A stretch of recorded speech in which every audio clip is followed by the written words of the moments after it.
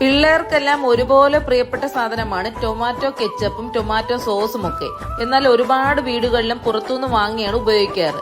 ഇതേ രീതിക്ക് തയ്യാറാക്കി ഫ്രിഡ്ജിൽ സൂക്ഷിച്ചു കഴിഞ്ഞാൽ വീട്ടിലെ പിള്ളേർ തീർത്തില്ല എന്നുണ്ടെങ്കിൽ 1 മാസം വരെ നമുക്ക് വെച്ചിരുന്ന് സൂക്ഷിച്ചുപയോഗിക്കാം. പോകാം വീഡിയോയിലേക്ക്. 1 കിലോ തക്കാളി കഴുകി നുറുക്കിയ ഒരു പാത്രത്തിലേക്ക് ഇട്ട് കഴിഞ്ഞാൽ 1/2 ഗ്ലാസ് വെള്ളവും ചെറിയ 4-5 വെളുത്തുള്ളിയും ഒരേ ഒരു ഗ്രാമ്പും ചേർത്ത് അടുപ്പത്തേക്ക് വെച്ച് നന്നായിട്ടൊന്ന് വേവിച്ചിട്ടെടുക്കണമേ. 5 മിനിറ്റിൽ തന്നെ സംഗതി നന്നായിട്ട് വെന്ത് കിട്ടും. വെന്ത് കഴിഞ്ഞാൽ നമുക്ക് സ്റ്റവ് ഓഫാക്കി തണുപ്പിച്ച് മിക്സിയിലിട്ട് നന്നായിട്ടൊന്ന് അരച്ചെടുക്കാവുന്നതാണ്. ശേഷം ഒരു അരിപ്പയിലേക്ക് ഒഴിച്ച് നന്നായിട്ട് അരിച്ചെടുക്കാം.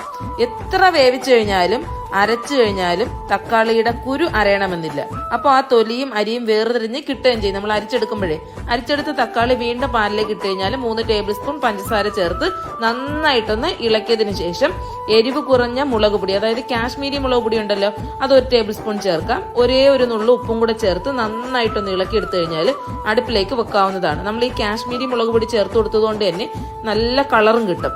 തക്കാളി നന്നായി തിളച്ച് കുറുകി വരാൻ തുടങ്ങി കഴിഞ്ഞാൽ കടകളിൽ നിന്നും വാങ്ങുന്ന സെയിം ടേസ്റ്റ് കിട്ടാൻ വേണ്ടിയിട്ട് നമുക്ക് ഇതിലേക്ക് ഒരേ ഒരു ടേബിൾ സ്പൂൺ വിനാഗിരിയും കൂടി ചേർത്ത് ഇളക്കി സ്റ്റവ് ഓഫ് ആക്കാവുന്നതാണ്.